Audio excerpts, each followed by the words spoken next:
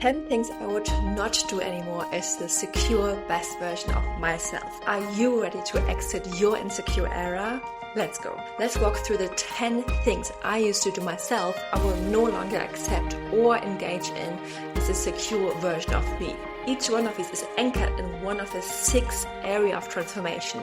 First, emotional safety, self-esteem and confidence. 3, interdependency, assertive self-expression. 5, emotional mastery. And 6, inner peace.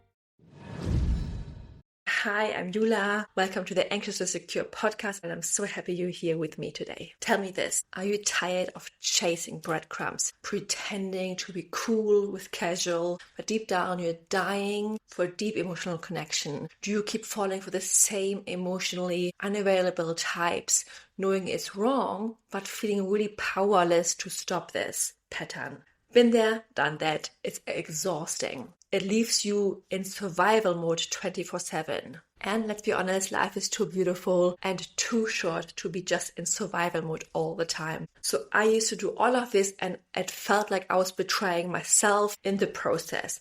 I was texting again after being ghosted, and I knew they were not into me. I was ignoring my needs because maybe he will change. Being in rescue mode all the time. Letting anxiety decide how worthy I was, how good enough I was, or constantly thinking everyone else was better than me and living in fear rather than in trust and regulation and safety, and staying for the potential versus instead of respecting the reality. If you can relate any of these, hey, welcome to the club. I get it. I used to overfunction, overgive, override my own red flags just to feel chosen, just to feel like a priority, just to feel like I matter. But now I've healed my anxious attachment style, and I'm still having a long way to go because healing is never like a final destination. You can always grow and evolve, but I'm feeling so much more secure than like 5 years ago, for example. I've anchored in my worth, and there's a version of me and of you that no longer puts herself last to feel loved, or who have to chase, or to have to accept anything less than you deserve. But you don't become securely attached by accident. You become secure by deciding what you want to no longer be available for. Disclaimer, I'm not a therapist or doctor. This content is for informational and entertainment purposes only. It's not intended to diagnose, treat, or heal any mental health condition. If you're in an abusive relationship or dealing with severe mental health challenges, always seek professional advice. I will give you 10 things I absolutely will no longer accept and do anymore as this secure and grounded and highest version of myself. Ready? Let's go. First, I won't chase emotionally unavailable people anymore. No matter if I ever be single again, through friendships, colleagues, no more still texting him back when there's inconsistency.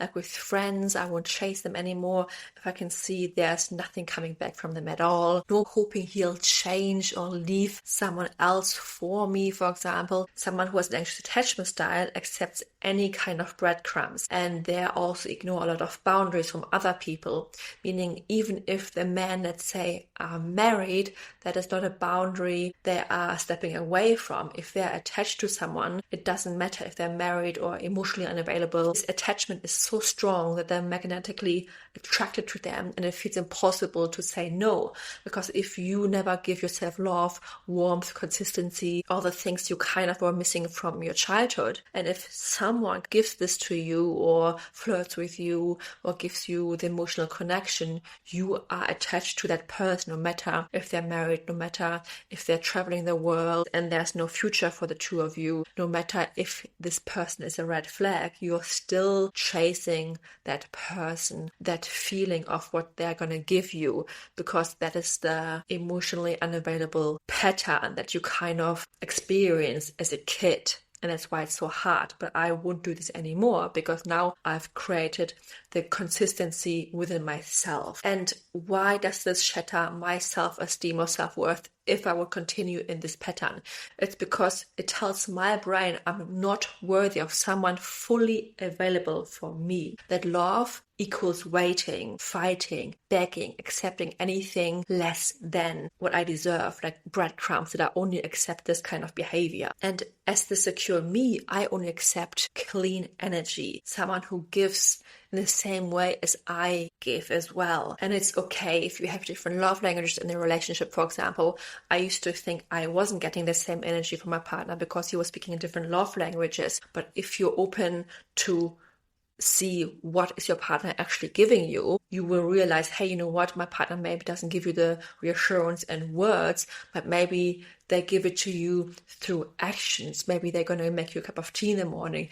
So my tip is really be open for their love language to see what kind of energy they bring in the relationship.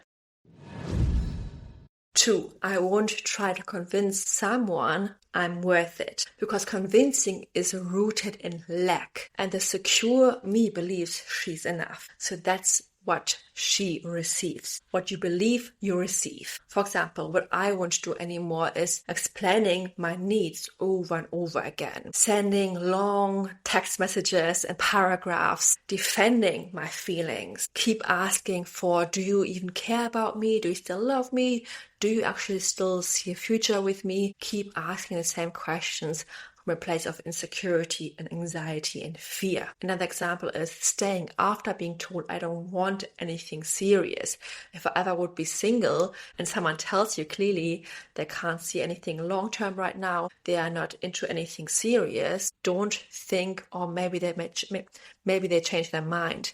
If someone tells you they are not looking for creating a family, they don't want kids, but you think, maybe they're going to change their mind because I really want kids, you're going to cut this off, because these are core values, these are core differences. The longer you're going to feed this pattern, the longer it's going to be difficult later to break this off. You're going to make yourself unhappy long term.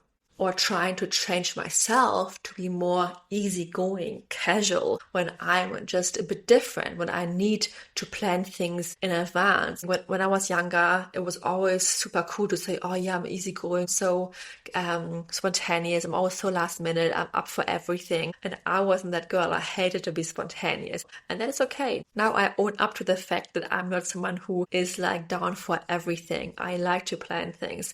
That is part of my anxious brain still, like, who wants to plan out things, who wants certainty. And I'm still up for like spontaneous things, but not as much as just to say, hey, I'm easygoing just to impress someone, just if that's actually not me. So why did I stop with this? Convincing someone makes me the pursuer of worth. That's very backwards. The secure me knows she's already valuable. I don't have to negotiate this with anyone. Okay, a few months ago, I was typing this very long paragraph to my friend who had been very like hot and cold for months with me. And I was okay, this gives me the sign that like she doesn't really care about me. I'm the one who always has to engage and message first and ask if we should meet up. And I started to draft this third draft that kind of gave the vibe, here's why you should choose me kind of thing. And I was like, what am I doing?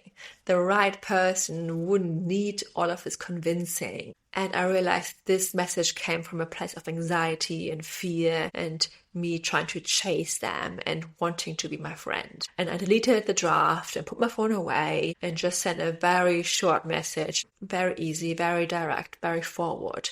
And that small decision was my first step towards valuing myself more rather than their validation, detaching from the need that we have to be friends. And that made a huge difference ever since going forward, also with friendships, because I hit my anxious attachment style and worked a lot on my romantic relationship, but in truth, I haven't worked that much on my friendships as well. So that's a whole nother thing.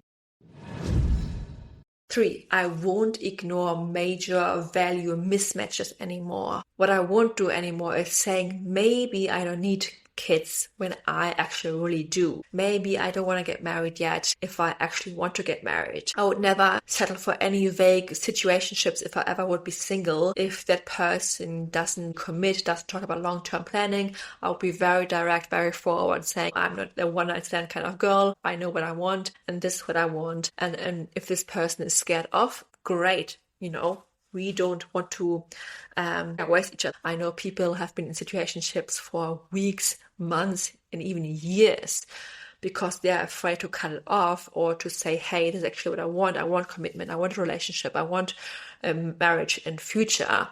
But they're afraid to say it because they're afraid of being abandoned, of pushing that person away. But isn't it better to push the person away so you can actually have more time to find your partner, find someone who actually wants you, wants to commit to you? So many people are just not committing. They're just in this limbo stage and don't just even go for it. If you are someone who doesn't want a situationship, who wants a long-term committed relationship, don't accept it. You are either in or out. You are the ones who are setting the boundaries and deciding what you want. You don't need that person if the person doesn't want you. And compromising core values fractures your identity, tells your brain, my needs don't matter. Long-term misalignment equals long-term self-abandonment. Secure love includes a shared vision. So I would never hope again for someone to grow into my dream partner. So many people always see the potential in the person rather than for what the person is.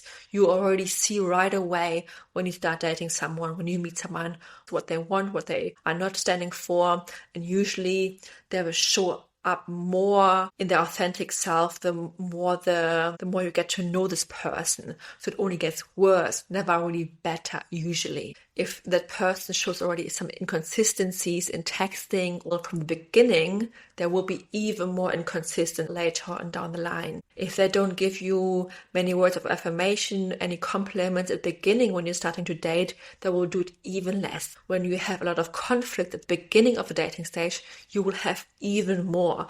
Because the dating stage is usually the stage where you're most inauthentic. You're trying to pretend, showing the best version of yourself, and later you're becoming more like relaxed and starting to argue more and triggering each other's core wounds. If you see problems already in the dating stage, it will get worse.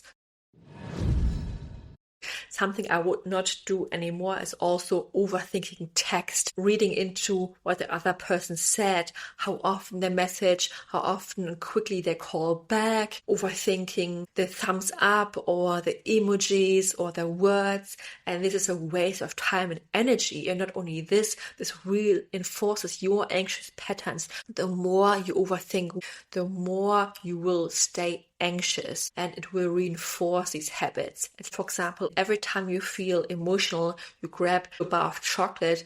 This pattern will get reinforced over and over again. So the only solution is you will want to break this habit. So if you're obsessively checking your phone all the time, panicking when they don't reply, or worrying what they've texted, what they should have texted, I've got you covered. I've created the mini course, Stop Obsessing Over Text in 21 Days or Less, which is still available on beta round for just €27. The mini course is only available for a limited time. This summer I will record everything, revamp it, upload everything new, and then the price will go up. So if your inner peace disappears the second they don't reply, your anxiety is the problem, not what they have said or what your partner does or thinks. You don't need another text from your partner.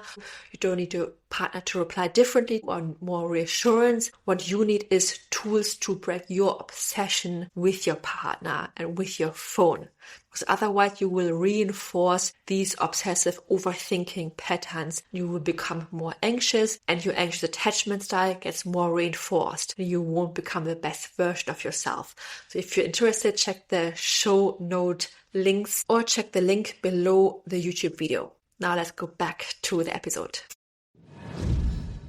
4. I won't abandon my boundaries to keep someone else. Say goodbye to laughing off a mean joke that really hurt. That happened for me at work a couple of times when I used to have my 9-to-5 job. I also don't accept anyone yelling at me or raising their voice at me anymore. I want to let someone else in after blocking them for a good reason. I want to go to any events or parties if I don't feel like it, even if it's Christmas or any special event, because this is my boundary and I need to take care of myself first. And I wouldn't avoid conflict out of fear they would leave. That was a big one. I always used to avoid conflict, any kind of disagreement just because I was scared deep down they would leave, they wouldn't like me anymore. And I realized conflict can be a sign of that you're able to communicate your challenges and you can actually grow from this. And the more you were able to communicate your disagreements and your challenges, the more you're able to come to one path together.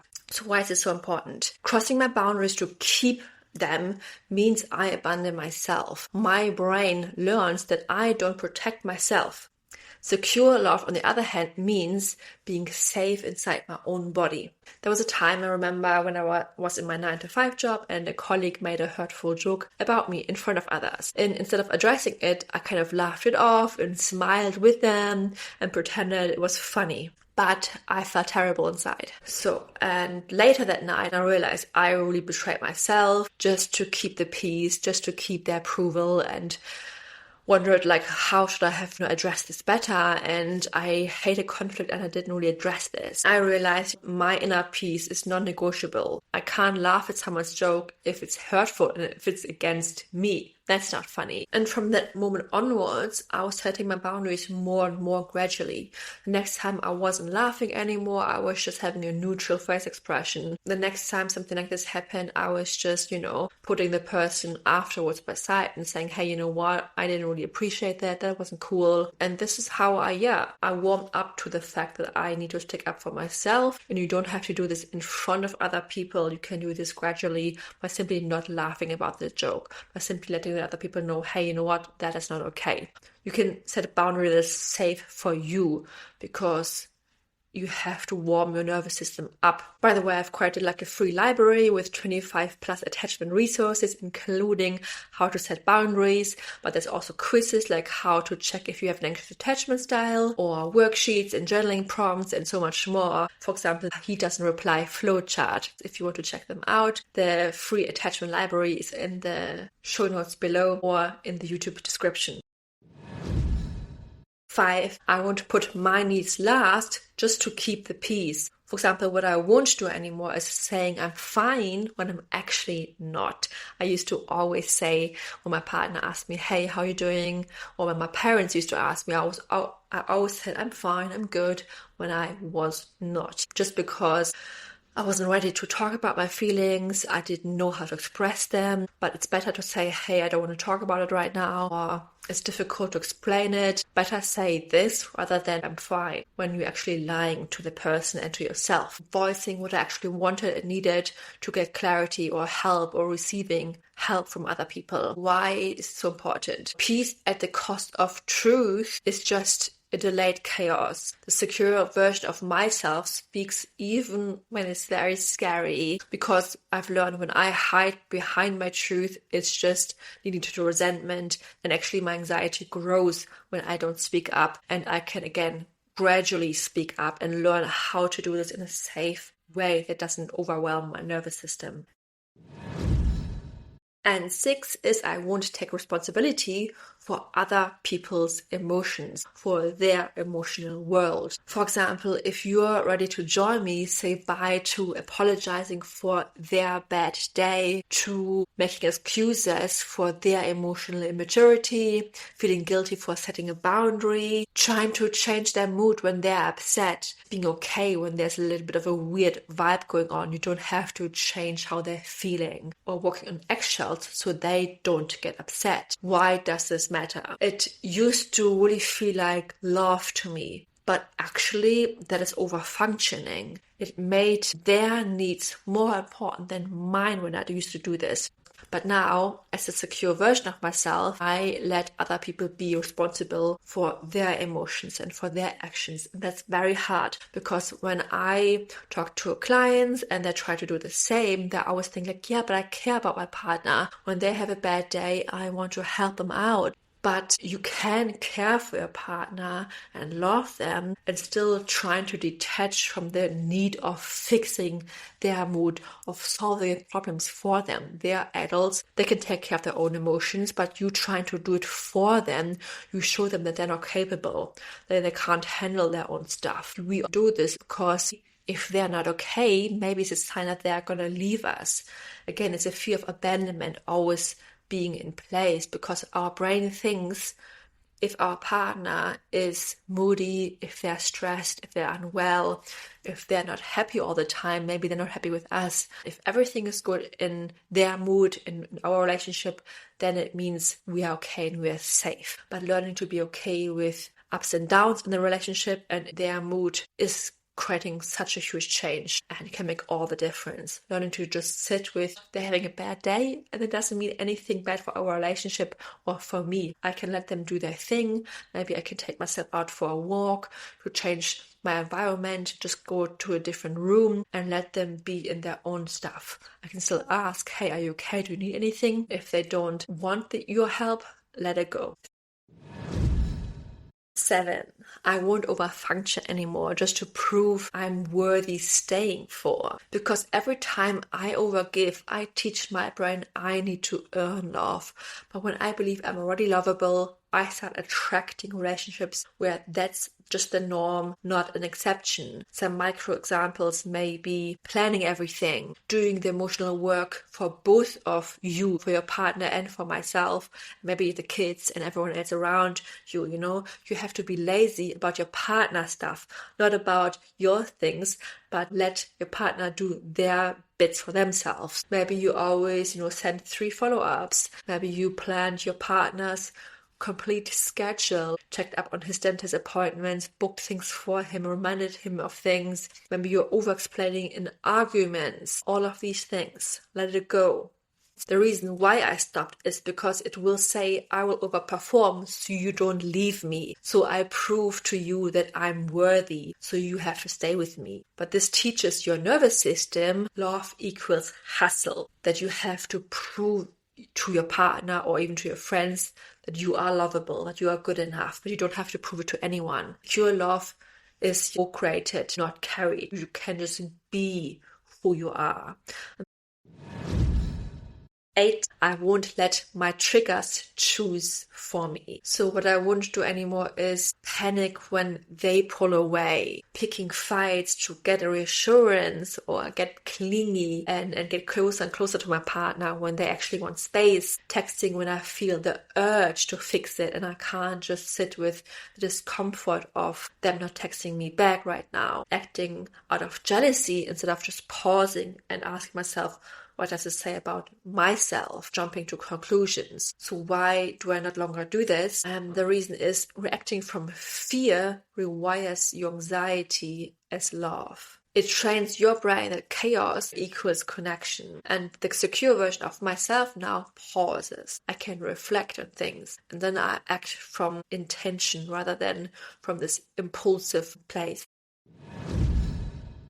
And number 9 is I won't chase validation because I chase myself now. Because when I validate myself, I stop begging for breadcrumbs. What you seek from others becomes what you withhold from yourself. But the moment I flipped it, I started receiving it more. So what I won't do anymore is checking if they checked out my stories or if they liked my post, or begging if they could just leave me a comment just to make sure, there's someone commented on my social media post and supported my business. Just posting to get a reaction, rereading text over and over again, reading constant compliments just so I can feel better, changing outfits because they made a comment about something I wore. The secure me gives herself what she needs first, and then I can ask for validation as an extra. Then validation from other people just becomes a bonus, not just a lifeline.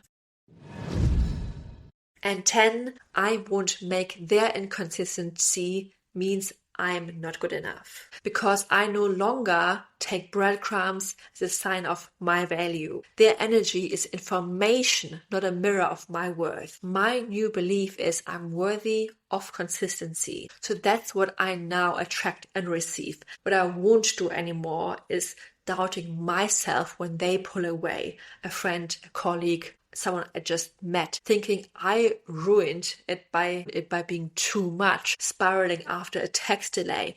The other day I met someone we exchanged numbers, because I'm living in an area where there are not that many people out there, and she was super lovely. But after the first time we met and we said, let's hang out again, we haven't really got into contact again. I wasn't reaching out to her because I had so much going on. I was sick and all of this stuff, but she hasn't reached out either. So years ago, I would have been so anxious, so insecure, would have overthought our conversation, would have thought she wasn't actually serious by meeting up again and she doesn't want to become friends or anything like this.